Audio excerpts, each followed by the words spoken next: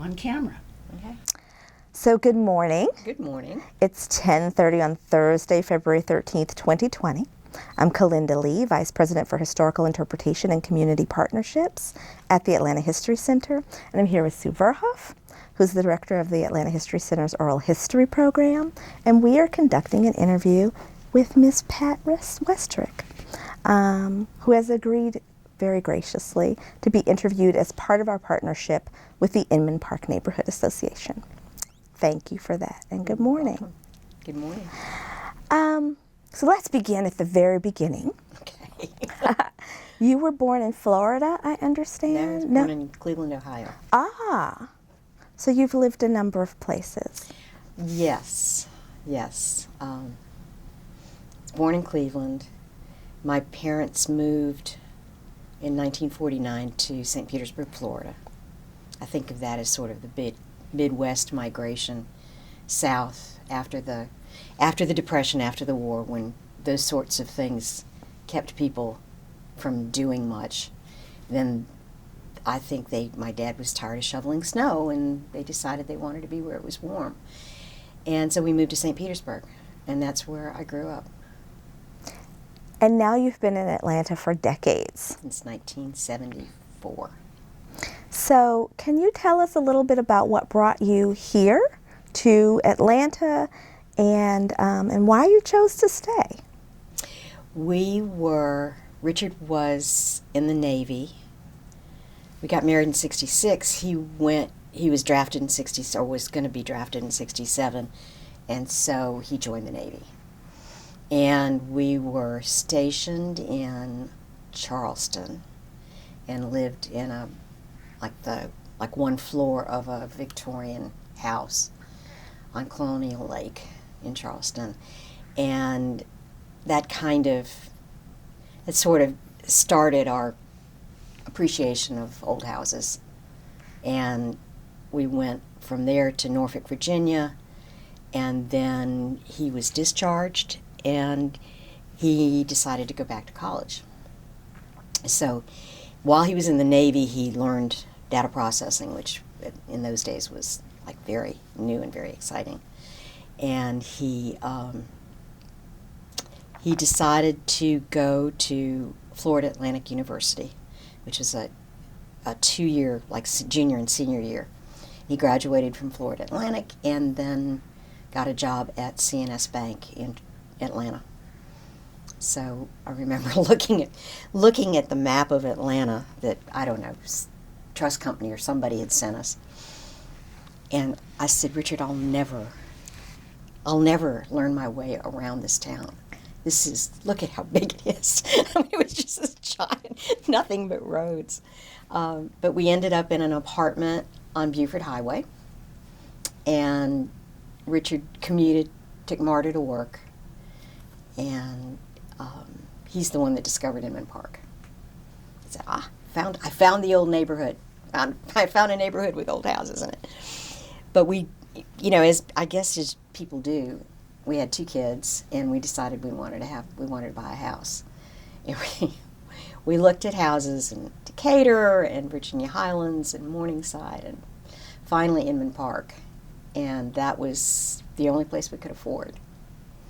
So we bought a triplex on Sinclair Avenue. The ceilings had been lowered. Half of the porch had been closed in. It had asbestos siding, and it came with a side lot. So there'd been a house next door that burned, and apparently they had bought that property. So the main house was divided in 2, so it was a bungalow. And so that was 2 units, and then there was an apartment that had been tacked on the back, and that was the 3rd unit. And it was $25,000. And we bought it with a VA loan, and so we didn't even have to put any money down. And we moved in, and we still had like a tenant, and my mom decided it was time to move from California, and she said, I'm coming. They just raised my utility bills, honey. I'm on my way. So she moved into the little apartment in the back, and we got our tenant's lease expired, and we took over the whole house and tried to figure out how to make it back into a house again. So we were there from 1975 to 1991. Bought our second house in 1990. And that also had tenants. There's a theme here. That also had tenants, and we decided that we had made it a condition of the contract that the tenants be gone when we bought the house. Jean and Elizabeth said they've got, these kids are med students. They've got leases. They don't want to leave because they'll have to find. It's the middle of the semester. They don't want to leave. And so I said, in a year, those people are going to be gone, and we're not going to own that house. I think we need to just go ahead and take that contingency out of the contract, and we'll buy the house, and we'll have tenants for a year, which we did. And we spent the year planning what we were going to do to that duplex. That one had a carriage house in the back with 2 units in it, so that was 4 units total. We figured out how to put that house back together and moved into it in 1991. And now we're in our 3rd house. So I have a few. Which was not a duplex. So I have a few questions for you about your homes. When you bought the first house, that was 3 units, did you always have intention to make it a single family home? Was it always your plan to do major renovations and to make it a single family home? I think that really gives us too much credit. I don't think we had a clue what we were doing. We didn't know the first thing. It was a product of getting to know other people in the neighborhood and seeing what they were doing. I mean, we knew there wasn't enough space for us in half that house. We had 2 kids. We were pregnant within a month of moving. And so we were shortly to have 3 kids. And obviously there wasn't enough space there. So we looked at what other people were doing, and we said, well, we can do that. We can do that. I remember coming back from maybe Bill and Marnie's on Alta, and I noticed that they had pocket doors. And I said, Richard, do you think maybe we've got pocket doors somewhere? He said, well, we don't have them now. So the tenant, I guess the tenant had moved next in the unit next to us. I said, let's sneak over there and let's just see. So we got her with what was set up as the living room and her bedroom, which was really should be in the living room and the dining room, had this big wide doorway. And I said, yes, look, maybe they're there. And we pried off the big 2x4 that was the 1x8, I guess it was, that was closing that wall off. There wasn't anything back in there, but you could see that there really had been. So then, one thing leads to another. So then we were like on a hunt for pocket doors that we could put in. We could replace the ones we had with. It was just it was a process. We didn't have enough brains to know what we were doing, but it all kind of, one thing followed another. So then you moved to this second house, which you bought in 1990. First of all, would you mind sharing the address for that house? 177 Elizabeth Street. It was the first house on the block. It was built in 1890. It was, so there was so it's next to the Hurt Mansion, which was not there when this house was built. And there's a photograph of the house that looks like it's out on a prairie. No trees, just the house all by itself on the yard. And that had been that was in a calendar that was in one of the Inman Park calendars from 1978. I think it was 1978. And it was a calendar full of old pictures of houses in the neighborhood, and that was on the. And I'd always loved that picture, and then to have the house be ours was really kind of cool. I'll bet. So, why did you move? That's a question our son asked. We had renovated the Sinclair house. We'd taken the porch back to, it was supposed to have been the front parlor or the music room. We took that back, and we got the porch back, and all of that was, we had done. We did the kitchen, we had a screen porch, and the kids had grown up. I mean, Jenny, the youngest, was still in high school. Mary Catherine was at Emory, and Rich was graduating that year from high school, and he was getting ready to start Georgia. Actually, in '91, he started Georgia Tech. And so we came home, and I said, we're buying a new house. And Rich said, you people must be crazy. You just finished this house. I said, I've always wanted a Victorian, honey. Really, this is like I've always wanted a 2-story Victorian, and now I have one. Yeah, fine, Mom. So we, I forget what the question was. What was the question, Kalinda? I was just asking why you moved. Why we moved. That was it. I mean, and I was a real estate agent, so it's temptation was there all the time. I mean, because I would get in and see these houses and go, man, that's a great house. I'd love to have that house. So it really didn't make any sense, but we did it. So why'd you move again?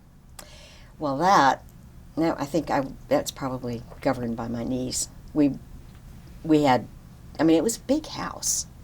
And by that time, we moved in 2016. We knew we had to downsize. I mean, it's just, the kids are gone. They came home with their kids. So they were all married. They all we had grandchildren. We had children, grandchildren.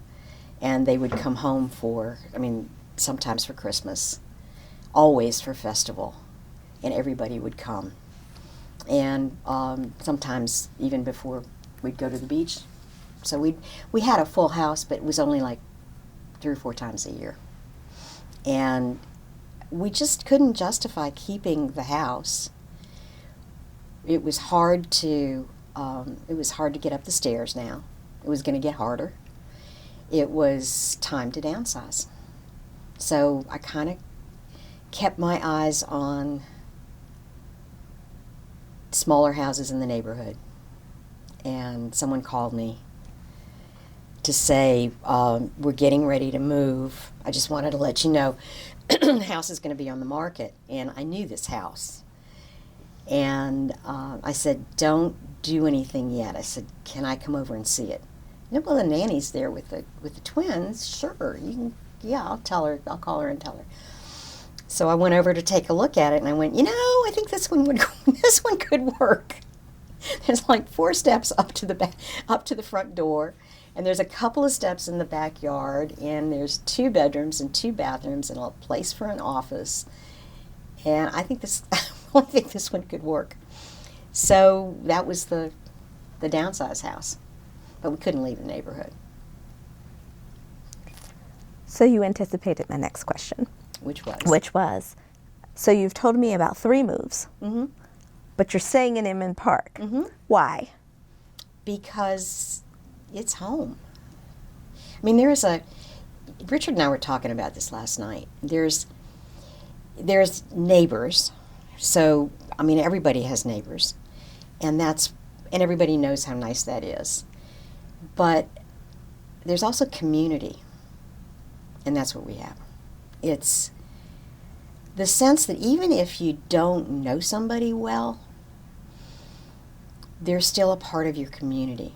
And so we have friends, we have close friends, and we have neighbors who we're close to, but we have this greater community, and there's a sense of sharing what we experience there. And I don't know how to describe it better than that. It's, I don't know. Part of it's festival. Part of it is just our having grown together in that neighborhood and having such close relationships. We don't want to leave if we don't have to.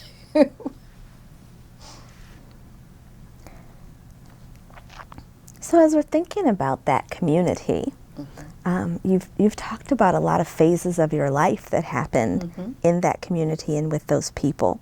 And one thing that you've referenced is your children.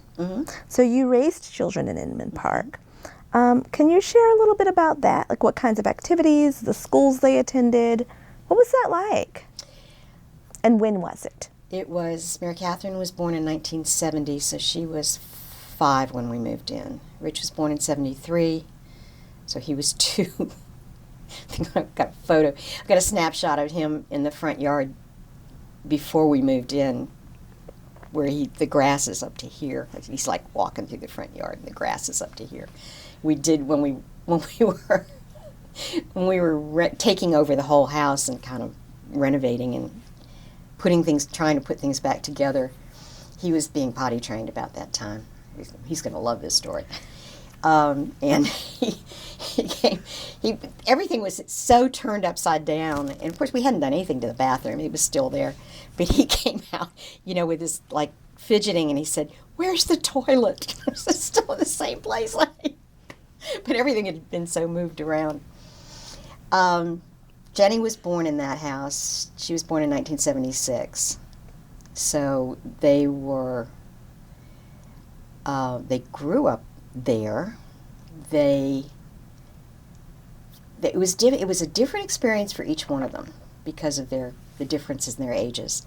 Mary Catherine, as the oldest, there were two other girls her age. So there was Jessica McLaughlin and Julie Webb, and they were on the other side of the neighborhood. So in order to play with them, she had to cross what we used to call the DMZ, which is now Freedom Park. So it was always sort of, be careful, don't talk to anybody, don't stay on your bike, go straight to Julie's house, and then come straight home. Call me from Julie's house when you're leaving, and let me know you're coming home. So it was always these sort of, because you never knew. Because there were no neighbors there. That was all just grass.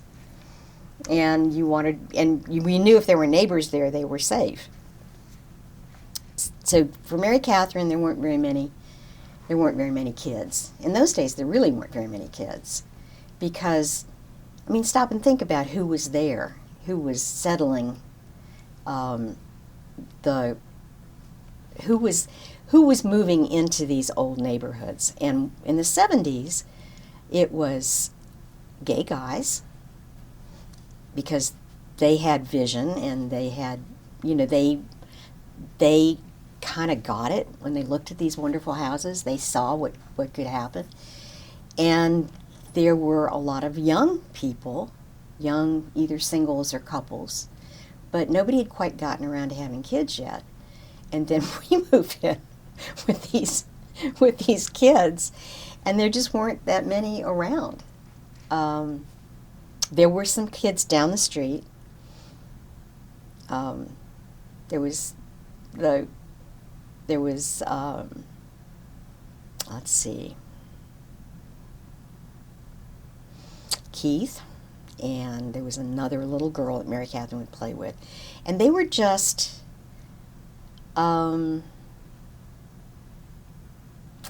they were different. We had kids next door, and they were from, let me try and figure out how to say this. They were from families that had been there a longer time. And so the families that were there were working class, which isn't to say we weren't, but they were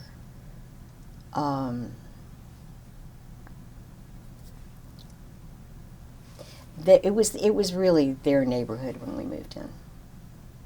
It was more rental and more folks who were content to live in the houses without changing them, who maybe were renting the houses, who were, they were dear people, most of them. They were, Buford down the street was a plumber. Richard loves this story, he used to tell it. And he would literally go on a toot when he went out and got drunk. He would come home and sit in the front, pull into the front yard and hit the horn so that his wife could come out to whatever it was he needed. She would bring him. I mean, it was sort of like, oh, Buford's on a toot again. They would park in the front yard. There were things that they would do that we would just never think of doing. They would park in the front yard. They would, but they were, the woman that lived next door to us on the right, just looking at the house, really wasn't too sure she wanted her kids to play with our kids. I mean, it was just, she was very careful with her kids. And it was a different socioeconomic strata, I guess. The woman at the corner, this is all on Sinclair, the woman at the corner had 2 or 3 kids, or maybe 4, and she couldn't read. So she would come over and ask me to read things for her, if her kids weren't home. Her sister was Crazy Louise. Do you remember Crazy Louise? Yep, street. She was homeless and would just kind of wander around. And it turned out later that she wasn't really that crazy. She just needed glasses. So when we saw her, she would come by and ask if I had a cup of coffee. I'd always give her a cup of coffee. And she was the sister of the woman that lived on the corner. And next to that house, was a pit. And that had been a house that had burned down. So that was a vacant lot. The woman on the corner then had chickens. I'm just remembering this. She had chickens, and every once in a while they would get into our yard, in the side yard.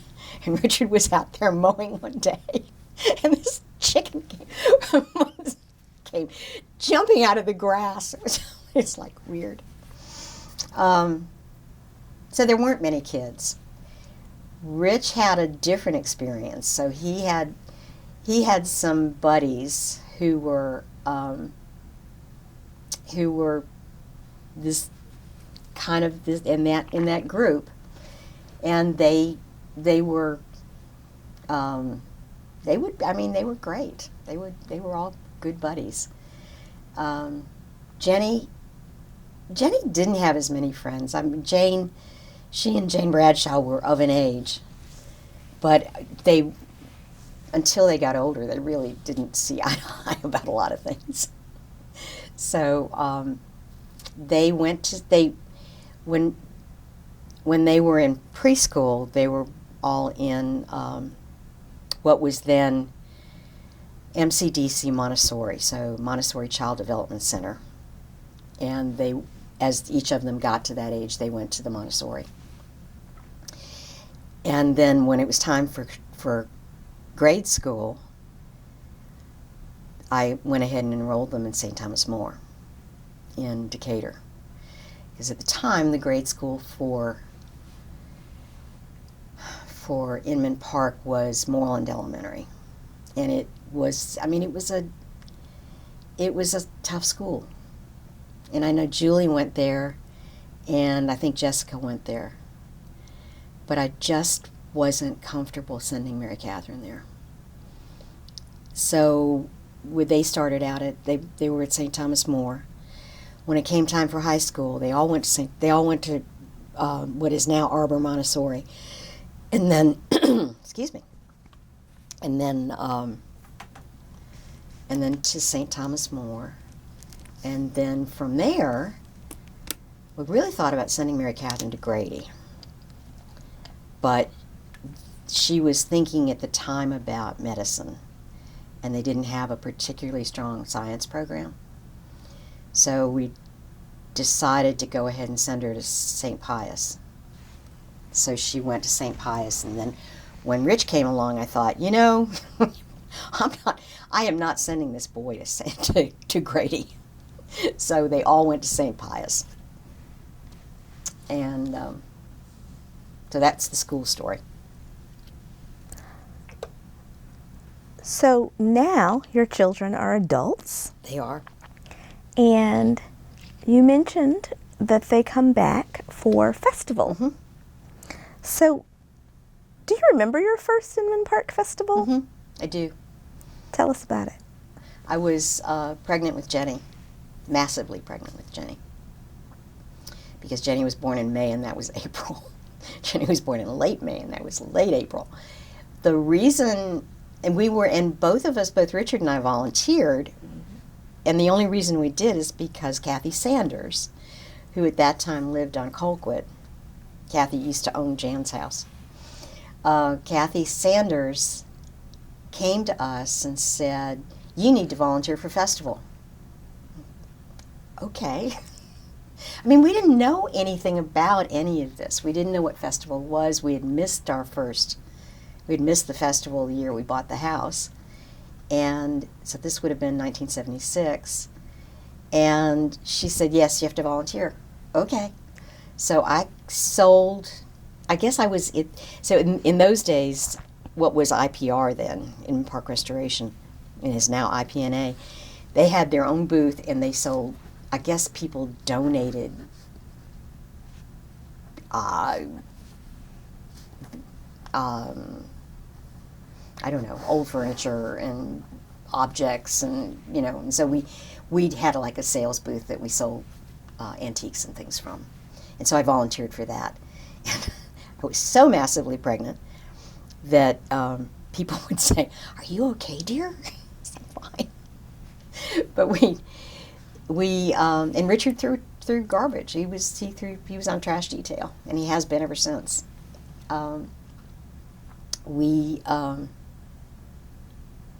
I just remember it as kind of a blur, and thought, this is fun. This is fun. And then the next year, of course, we found out about Butterfly Ball. You know about Butterfly Ball? Butterfly Ball is sort of the neighborhood's prom. We work hard to put on festival, and so the Friday night before festival, under the tent, we all got dressed up, and we have like a catered dinner, and dance, and all of that, and it was really fun. Guys, a lot of guys in tuxes, a lot of women in long dresses, and so our first Butterfly Ball then was in 1977, where I had to leave and go home and nurse Jenny. Marnie and I had to leave because Jenny was born in May and Austin was born in August, and my mom babysat for the kids. Then we've been going to Butterfly. I don't think we've missed a Butterfly Ball since then. We still go. It's like, we really want to go to Butterfly Ball again? Oh yeah, kids don't care if we're there. Let's go. So that Butterfly Ball, Saturday night used to be the Saturday night dance, and we had a DJ and records, and it was not fancy, and again under the tent, and we would all come and dance. So it was great fun.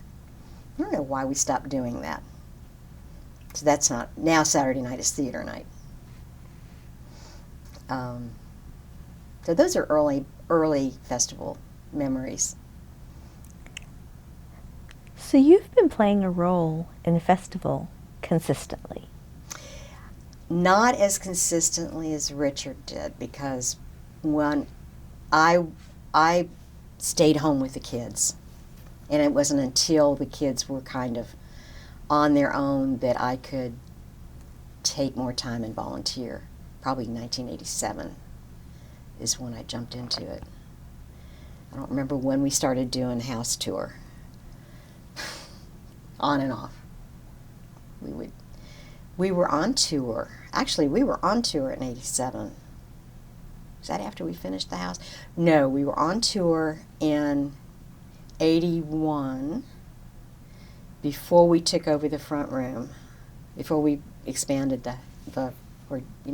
put it back together. And then we were on tour again in 87 after the house was finished, after the Sinclair house was finished. And then 2002 on Elizabeth Street. We can't be on tour on Ashland because we're full of kids, full of kids, in-law kids and grandkids. No place to put anybody. So what roles do you play now with Festival? With Festival? Mm-hmm. I am co-chairing the Festival 50 committee. So the committee that's getting ready for the 2021 festival, which will be the 50th festival. So Alex Cronemeyer and I are co-chairing that committee and trying to make sure we've got enough things pulled together that will commemorate the 50th festival. So that's currently what I'm doing. Plus, what else do I do? I sell house tour tickets from the house before festival, sell pre-sale tickets from the house, which we've been doing for, 10 years maybe. I'm on the committee. I just kind of hang out and, help wherever I'm needed. So I've been to Festival a few times in Inman Park. You need to come every year. And it seems like to me that community now looks very different than the way you describe your earliest memories. Mm-hmm. I'm wondering if you could talk a little bit about the evolution of Festival. Who comes? How do neighbors participate? How's it evolved? Festival has evolved into... It's interesting trying to communicate to new neighbors what Festival means.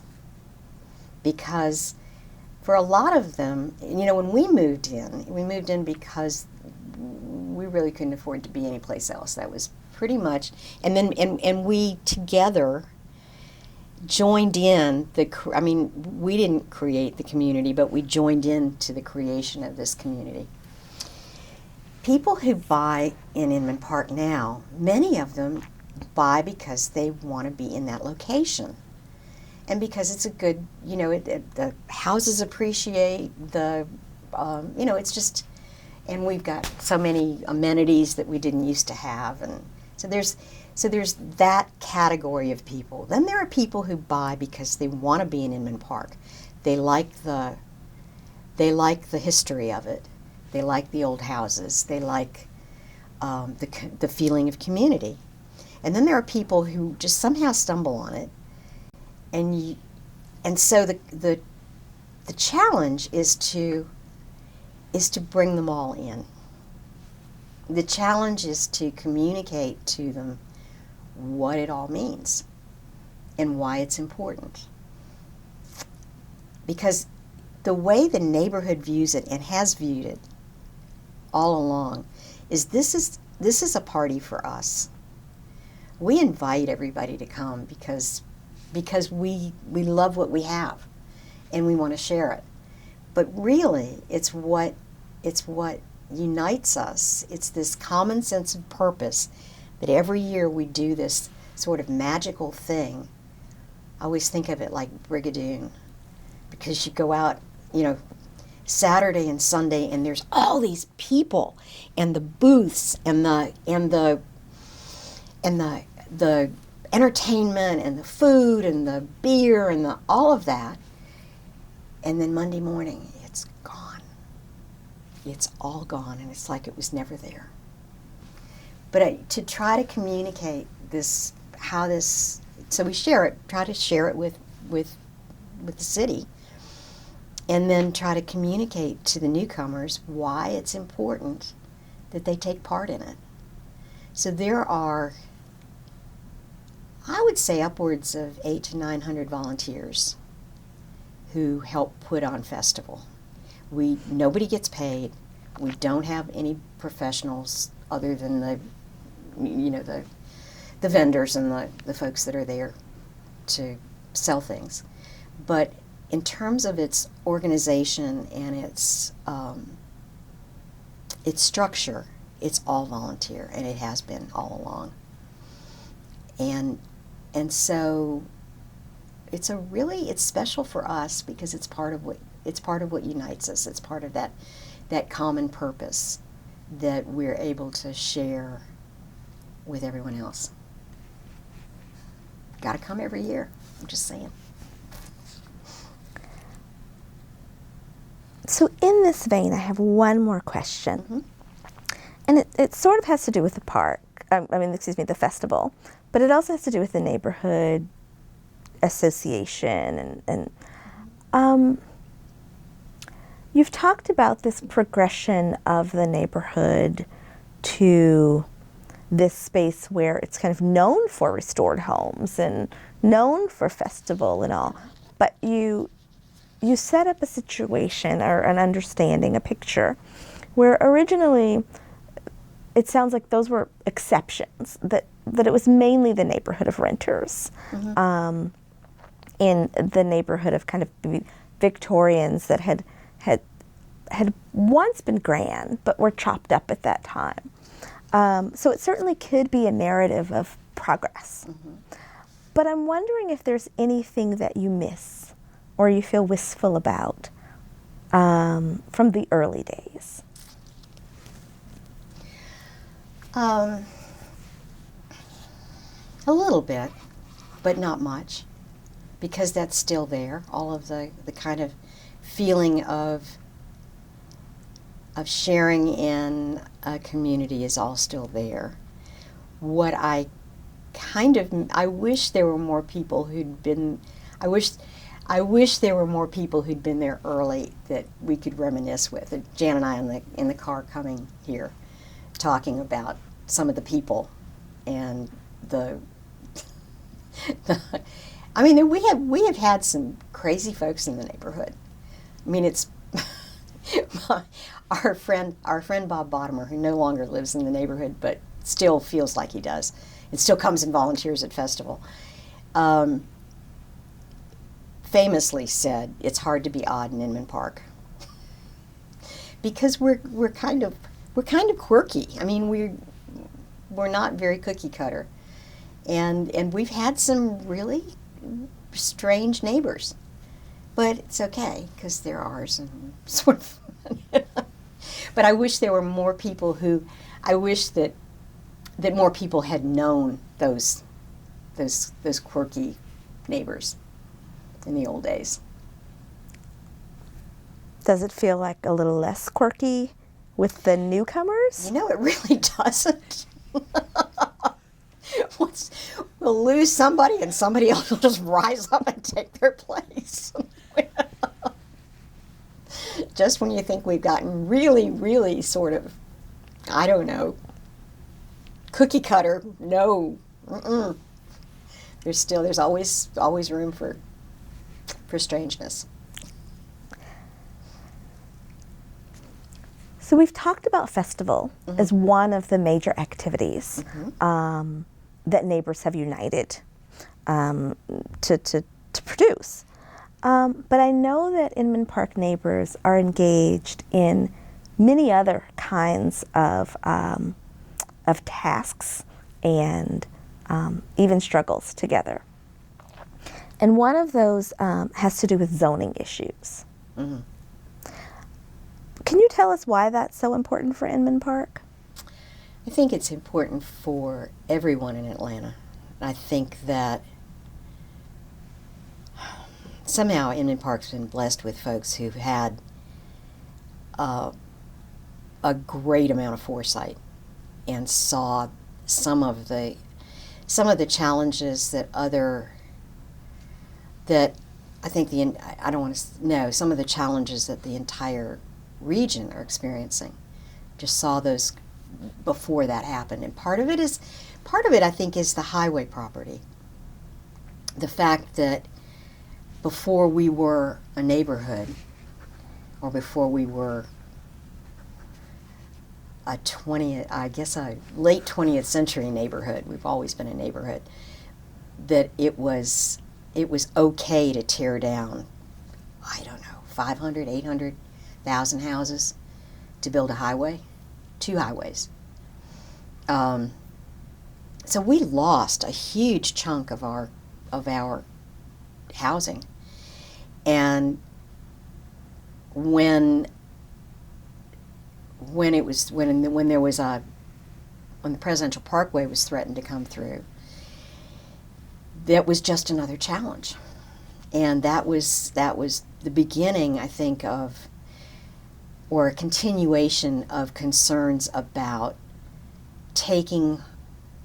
trying to the extent that's possible in a city, trying to take hold of our own destiny and to control how our land was used, and to continue the neighborhood character that we had.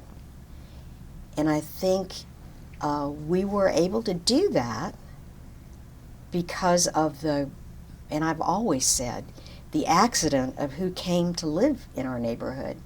We had the benefit of so much brain power and so much talent that when we needed these people, they were there. Robert Griggs, who bought the house at 866 Euclid and was he was the daddy of Inman Park restoration.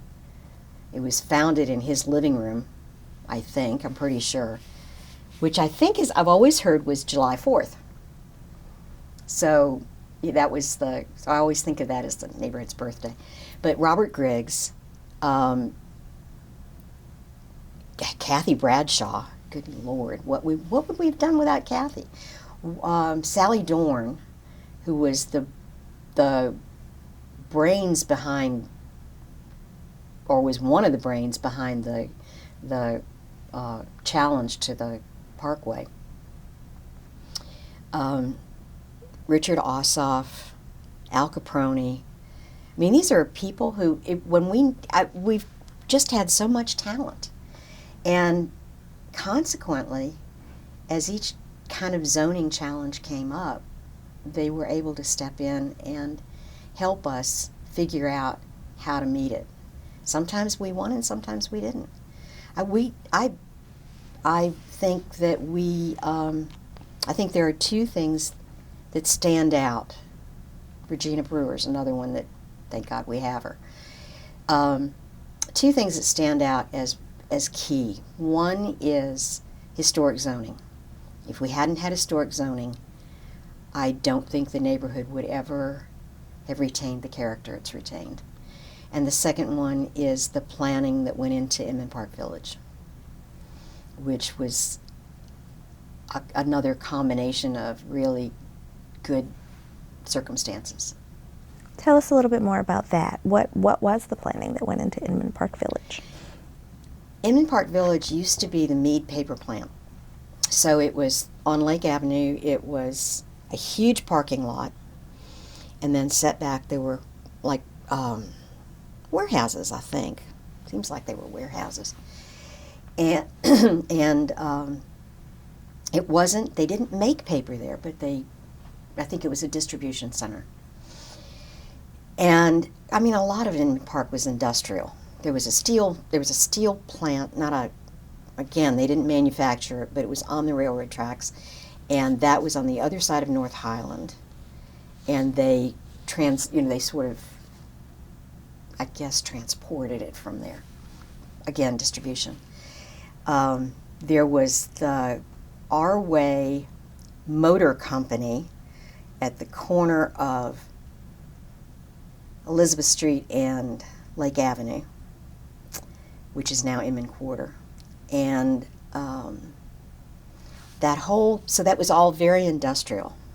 I'm trying to remember, there were 2 houses on Elizabeth Street across from Our Way, and then the strip like a little commercial strip, which had, where the Albert is now. What was the name of that bar before the Albert? That'll pop into my brain again. Just like Rudolph Bird did earlier. And then on the corner of Elizabeth and North Highland, there was a mechanic, maybe.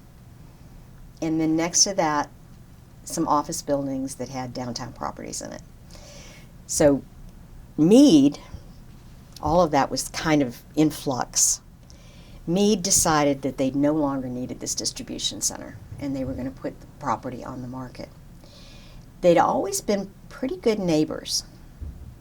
Other than the big trucks that would come down Lake Avenue and shake those little bungalows, they'd always been pretty good neighbors. They used to let us park there for a festival.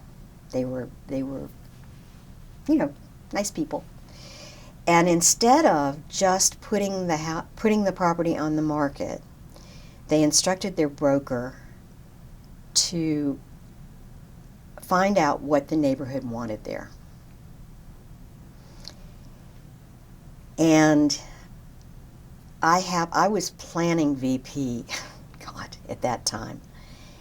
And we had just had a big kind of quarrel with the 4th Ward about the apartment house, Highland View, the apartment house just on the other side of the bridge.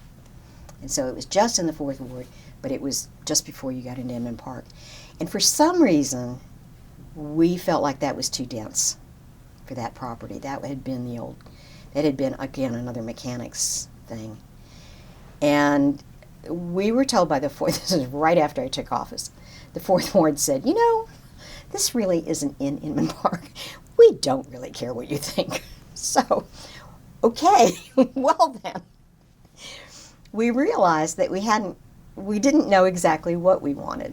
And so we started kind of putting together a vision for what we might. I said, we really need to be planning. We really need to have an idea. And right about that time, Mead came to us and said, we're putting the property on the market and we want to know what you guys want there. That was after, so that would have been 2001 maybe. It was after the Beltline had been talked about. Debbie Starnes was our city council person. She lived then and lives now at the corner of Edgewood and Spruce. And Debbie put together a task force trying to figure out what to do with what was going to be very soon an abandoned rail corridor. And so what she wanted to do was come up with a plan for that, what everybody expected to be the Beltline at some point. What are the things we want? What are the things we want? What are the guidelines for development? And it was a number of people from all around the city, or all around District 2, who were on that committee. So we had that was sort of a template, and we had formulated already. Regina Brewer was Historic Preservation Vice President. I was planning. I don't remember who was zoning at that time. Might have been Tamara Jones, and we had already formulated what we thought our historic zoning regulations would look like. And we had worked with Bill Kennedy who had been with the city, and Bill was working with us as a consultant, and we had come up with 3 sub-areas. So there was sub-area 1, which was the kind of historic part of Inman Park. Sub-area 2, which was the DeKalb Avenue corridor, which was very different in character. It was a lot of small business, some industrial, restaurants sort of things. And then sub-area 3, which was the rail corridor, which is what is now the Beltline. And so we took that as kind of our jumping off point, and we took those almost as though they were already law, which they weren't. But Ruth Wall made up a packet, which she's so good at doing, and we set up a committee. So I tried to find people from different disciplines. We wanted an engineer, we wanted an architect or 2. We wanted people who kind of had different areas of expertise. Danny Feig was on it, Bo, Joe Castellano, Ruth, of course, and we set up a committee, and I went back and looked at my notes, and we found out the property was going on the market in September. By December, we had a buyer. So between September and December, we interviewed every developer who was thinking about bidding on the property or was bidding on the property. And I think it was about 8 to 10 guys. And so I would call the committee and I'd say, all right, we got somebody who wants to give us a presentation. And we always met in Danny's office. Danny was Small Carpenters at Large. He had an office on Lake Avenue. And they had a copy of what we wanted, and they would present their little, their design and their proposals, and we would ask them questions, and we would give them feedback, and we would discuss it and make decisions about it. Not thinking, we'd been given this opportunity, but they were under no obligation to sell to the people we thought were best suited for the property. We knew we wanted single-family houses across the street from the houses on Lake Avenue. That was really important. We wanted density, because that's important. We wanted so as you left Lake Avenue and moved toward North Highland, we wanted higher height, bigger height, and more density. We wanted shops, so we wanted mixed use, and that was pretty much it. We had a height of 58 feet as a maximum height, and we chose that because the architects pointed out that Copenhill, which had just been built, the Copenhill Lofts, was 58 feet, and that was the height of most mature trees. So we thought it doesn't need to go up higher than that. We don't need high rises, but we need, you need density. You have to have height for density. So we ended up with the people that we liked the best, and we probably had a second and third choice, I don't even remember. And the broker called, seems like it was Christmas. It was like Christmas season. And he said, Mead wants to know who you prefer. And I said, you're kidding. No, they want to know who you... I said, okay, well, these are the people we think are the best. And these are the people that kind of check all the boxes. Okay, that's who they sold it to. And the trade-off on that was that we worked with them then to refine the plan, and we then were partners in their application. We weren't formally partners, but we helped them get it through the city because it was what we wanted. And I think still it's a good design. I think those houses on Lake Avenue have, and we worked with the neighbors were all involved in this. We had meetings with the neighbors, so what we could give them in return was very little opposition to what they were doing, in our agreement to help get it through the city. So, water break.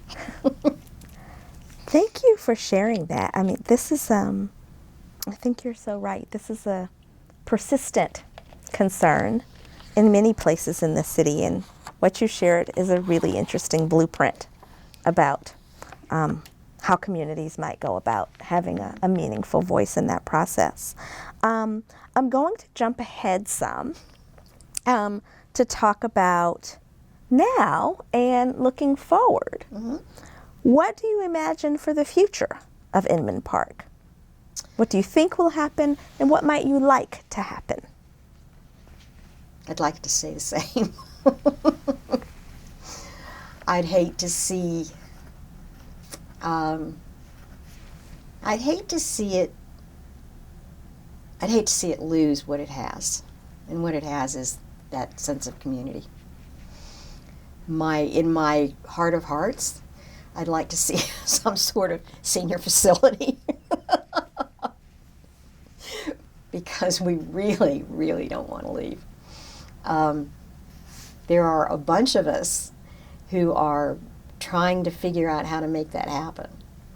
Trying to find, there's no land. With very little, there's very few opportunities. But you're kind of looking at some of the apartment houses and thinking, how can that be retrofitted so that we could all stay together? We just don't want to leave. So looking forward, I hope that the quirkiness will stay. I hope that the community, that the sense of community stays, and that the houses, that the houses stay preserved and keep improving.